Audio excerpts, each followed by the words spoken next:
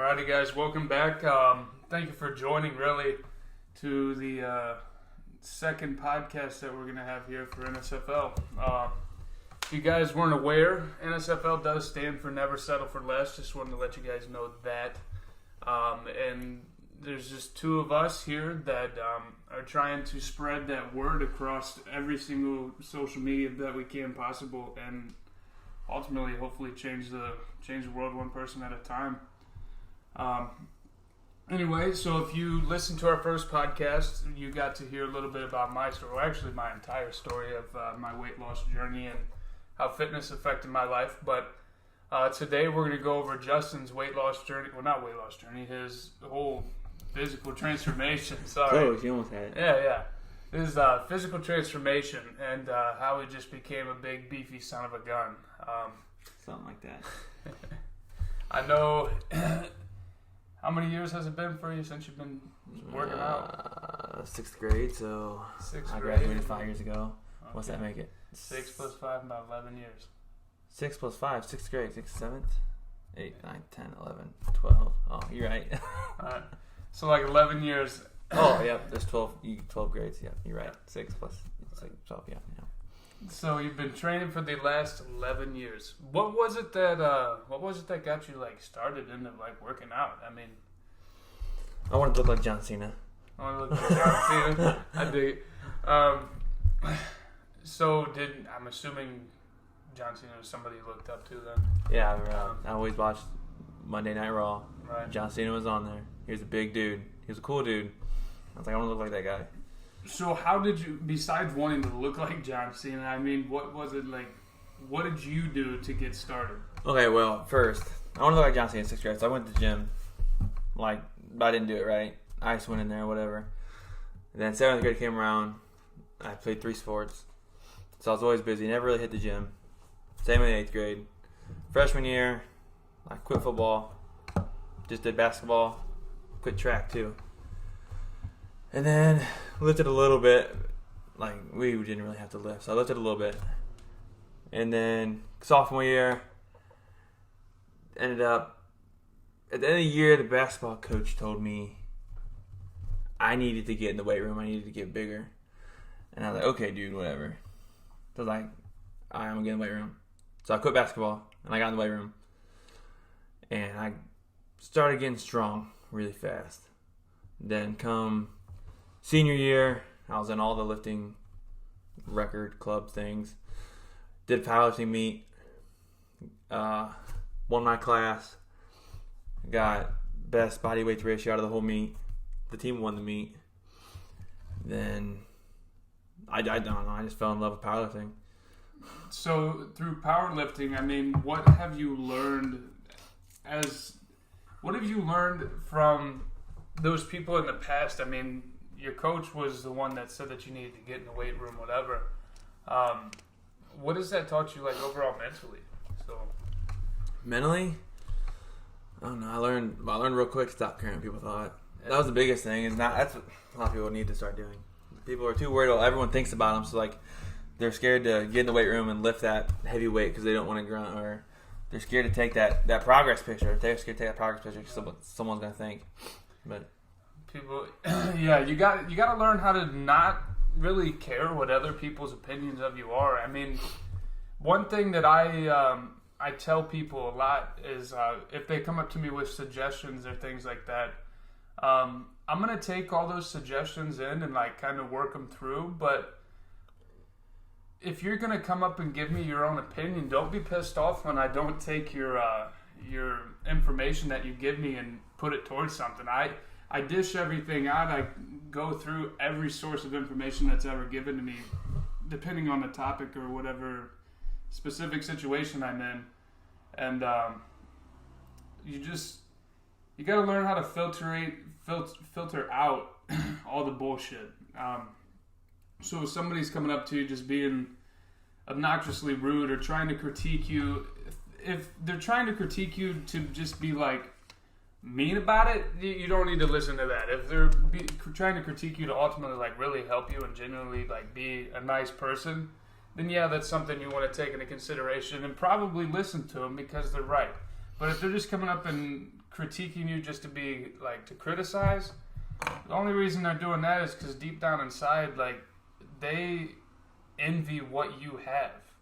They envy the things that you were able to do, and like that's if someone comes up and calls you cocky.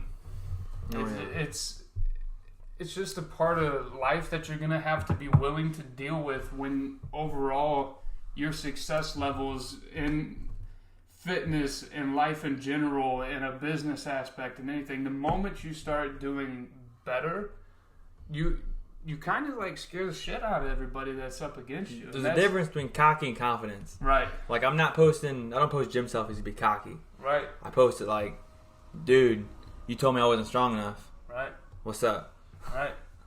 Yeah, and confidence is a big thing, and what I hope everybody listening, like Justin, I know at least for me, Joe, every time we post and people comment on our stuff, like we said, posting for confidence. I mean, you put out a nice picture, you get a whole bunch of nice compliments, comments, likes, whatever.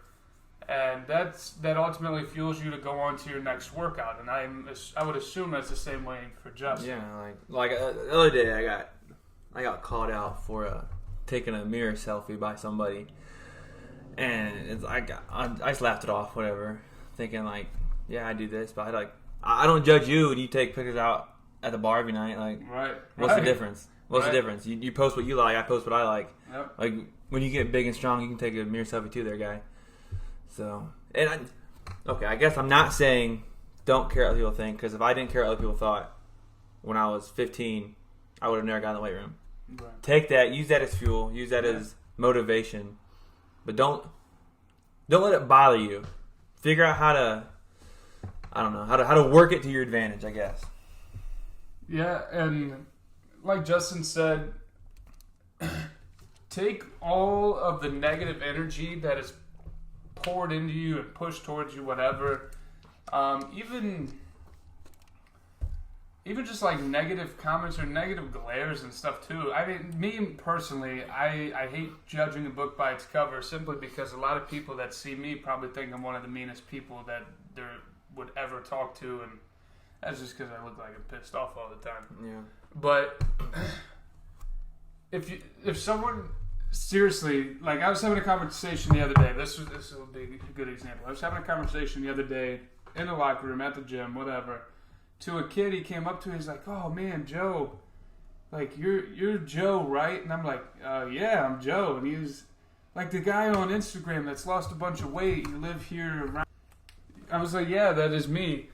And he was like, "Oh man, I need to get a shirt from you guys. I need to come to your guys' boot camps that you're doing." And I was like, "Man, I'm gonna be honest with you. Who are you?" And he was like, "Oh, I'm such and such. I'm not gonna throw him out there."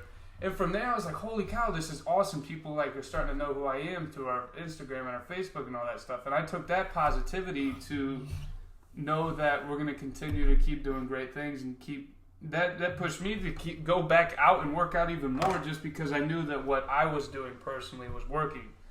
But the whole reason for this story is a guy heard me over talking about my weight loss and my success through fitness and everything over the last couple years.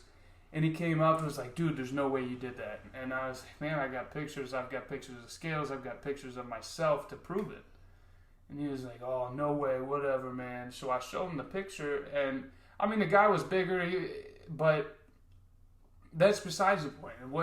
His mindset was the shit part. He was like, "There's no way you did that." And so there's your answer. You can't do it. Right. So I'm not being a douchebag. Like, if you're thinking that, you thought it. It ain't happening. Yeah. Like, he's just being real with you. And he was like, "Oh man, I'm gonna do that too. I'm gonna do that too." I was like, "All right, man, but why the fuck you gotta come at me with a negative attitude, man? Yeah. Come on." So I took that and just went and freaking rolled with it. Negativity is one thing. I hate negativity. I hate being upset. I hate making other people upset accidentally. But at the end of the day, it's what drives a lot of people to their uttermost best freaking successful moments of their lives. Just fuel the fire. Yeah, people like like Joe said, I get judged to be a douche all the time because how I look, what I wear to the gym. I don't show up in the fancy Gymshark clothes. I have cut up hoodies and cut offs and stained up, and I'm in there to get work done. You're in there to get work done. You're in there to do it for yourself. That's the thing. A lot of people think that like when you go to the gym, it's like a social hour or something. Right. Exactly. We talked about that last time. You can't get caught up talking too much. Right. I'm not in there for social hour, so yeah, I guess I look like a tool, whatever. Right, and then people actually hang out with me, talk to me. Yeah. I'm not how I look. I'm not the typical gym douche. I mean, my friend group, we're the goofiest head dudes you'll ever see. We weren't popular kids in school. Right. We always joke, we're the kids no one wanted in their friend group, so we just made our own friend group. Yeah. I mean, you get to know us outside the gym, it's completely different. Right. And then the negativity, you just gotta. It's like, okay, let's start the pot a little bit. Depression, anxiety, all that stuff is a thing. It is a thing. I'll say it's a thing. Oh, yeah. But you have to be able to change your mindset to change your life, I guess. Yeah. It's a thing, but you gotta learn how to store it in and when to click it. Like, I'm happy 99% of the time. In the gym, I'm happy, goof around, whatever. Yep. Getting my stuff done. That's like in powerlifting. As soon as it's time to get under that bar, like I got something heavy on the squat bar, I'll be laughing in 2.5, I can trigger it, I'm pissed and I'm ready to lift it. Right. And then I rack it, I'm back to being more normal self. Yep. You just gotta know how to channel it, I guess is what I'm trying to say. Yeah, and a big thing that a lot of people that haven't done it don't understand. Yeah. Getting in shape and just being and really living a healthier lifestyle overall than what you have in the past can help you with all that. Like a lot of people, I myself, I worry about anything and everything for no damn reason. But I always tell everybody it is what it is. Like you can't change the past. Like whatever happened, happened, right? All you can do, and that some people don't understand, and sometimes I catch myself not understanding. You cannot change a single thing that has already happened. So anytime you failed a test, you freaking screwed up on homework, whatever, you didn't get in a workout, anything like that, that's over. All you can focus on is now and what is coming in the future and learn from all the mistakes in the past, and then you just got to grow off of Let it go. Yeah, like it. Don't forget it, but let it go. Right. And yeah, I mean you gotta learn from your past mistakes and really just continue to grow and be a better person due to negative crap happening in your life or negative comments being made to you. Or people say about you, but not to you because they're scared to say it to you. That happens quite often. Yeah. People want to run their mouth to people that... they're trying to change everyone's perception how they see you to look how they look at you, I guess. And I'm going to read this little thing I saw earlier, and it clicked in my head, and I'm like, oh man, that is awesome. It starts out as just positive thinking. That's what it's about to be about. So if you fail, never give up, because FAIL means first attempt in learning. So anytime you fail, it is the first step for you to learn how to build success off of that in the future. And then the next thing is end is not the end. In fact, END means effort never dies. So the moment that you fail in the first place, you have to make sure that when you think it's the end, you don't put away any effort and you don't give up.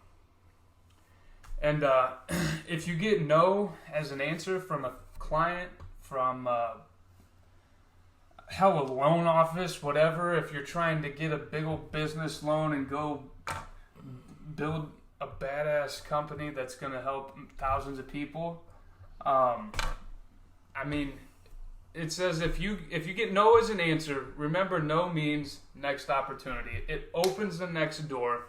Even at that moment in time, you'll think you failed, but like I said, it's your first attempt in learning.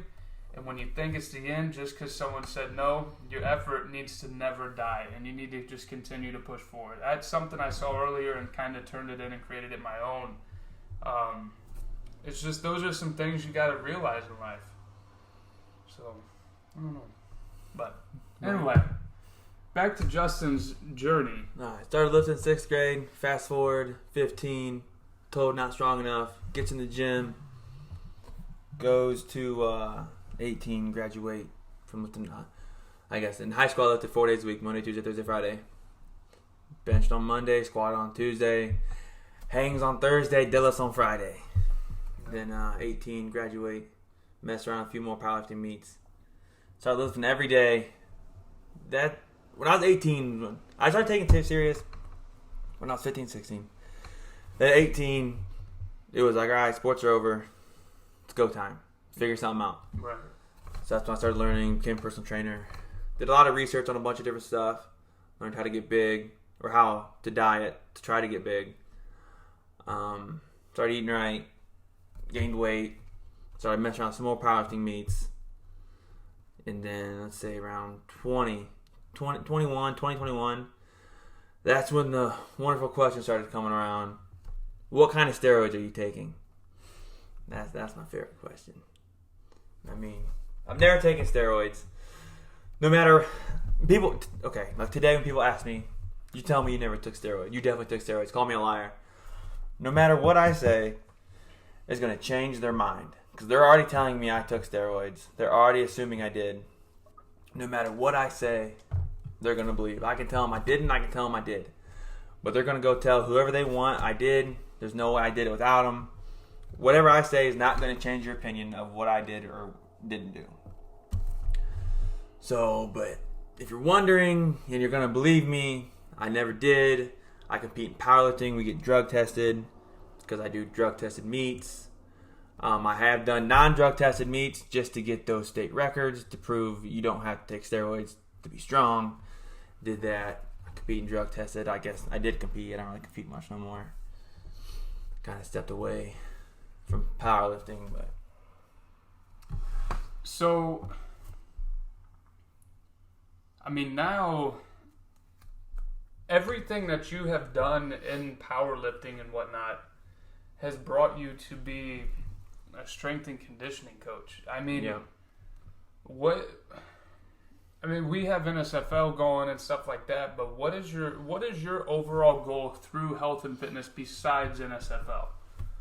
So my biggest thing with one of the main reasons I had taken the strength conditioning coach job that I did, I want to be able to help the kids that are getting overlooked by the coaches because they're not the star player, the kids who quit sports because they're not getting the playing time, the kids who need something, essentially the kid I was in school, the kid that needed that, because my strength and conditioning coach I had in high school was a great coach.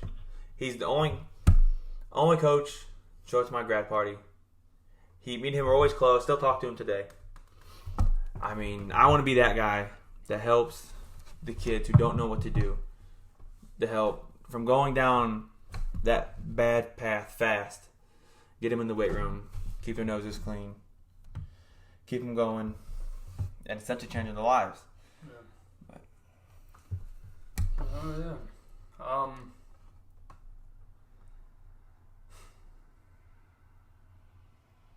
I don't really have much else. Oh my God! I mean, I ain't got too much of a journey, but I just been still been a hell of a journey. That's all I know. Lift heavy, and I know both of our goal over time is to be able to help everybody just one person at a time and change the world one person at a time through health and fitness. I know deep down inside that just for what I've been through in the weight loss aspect and how it makes you feel healthy, I know that with our mission to hopefully inspire people to just get active and work out and come to us for advice, obviously that's why we're doing it. I hope that and know that if everybody would get into health and fitness, the whole entire world would be a better place. Right, yeah. That's the biggest step. You just got to start. People don't realize that. You have to start. Like, I got a message earlier that said, hey, do you have any tips for losing weight? And my first part of the response was, you got to start. And then after that, you just got to stay consistent. You got to stay consistent. And then at the end of the day, and all the times that you're like thinking, man, I don't want to go work out, know your self-worth. Like, especially, it comes to when you're buying, like, stuff for yourself, like a bed or whatever, or a couch or a pillow. Invest in yourself and know your self-worth, and then you'll be able to grow exponentially and just go from there. So consistency and just getting started is the way that you're going to be able to get it done. But with that being said, this is going to be the wrap-up of our second podcast for you guys. So one more thing I want to say. Yeah. I'm looking on Facebook. I can't find it. There's been a quote going around Facebook for a long time. Probably like 6 months now. I see it every day. And of course, I'm looking for it and I can't find it. But it's something like, think about when you want to quit. You are where, when you first started, think about where when you first started, you were desperate to be where you are now. So think if you give up and in 2 weeks, 2 months, 2 years, whenever you decide you want to do it again, you're back to square one. And think of how far you could have been. I know what he's talking about. You just, I mean, I have it tattooed on my arm. It says aspire to be great and never give up.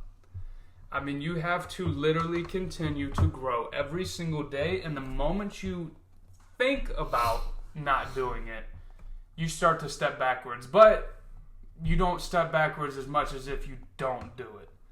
So when that little thought pops in your head, no, I got to go crush whatever this is. That could either be studying for an exam, getting something done for work, going to the gym, setting yourself up for a successful week by meal prepping and doing laundry all on Sunday. That way you don't have to worry about it in the future to get other essential tasks done, whatever it may be. Just strive for greatness and don't ever stop. Stop saying you can't. Change your mindset. No matter what you think your problem is, if someone's got it worse, in your mindset, you need to be thinking you can do it, and your life will change. Start, and so every time, for the next 7 days, you're listening to this right now, for the next 7 days, don't post anything negative. Don't post any poor me, whine. Only post positive things. Change everything you think that could be negative into some sort of positive thought. And I promise, for the next 7 days, your life will change.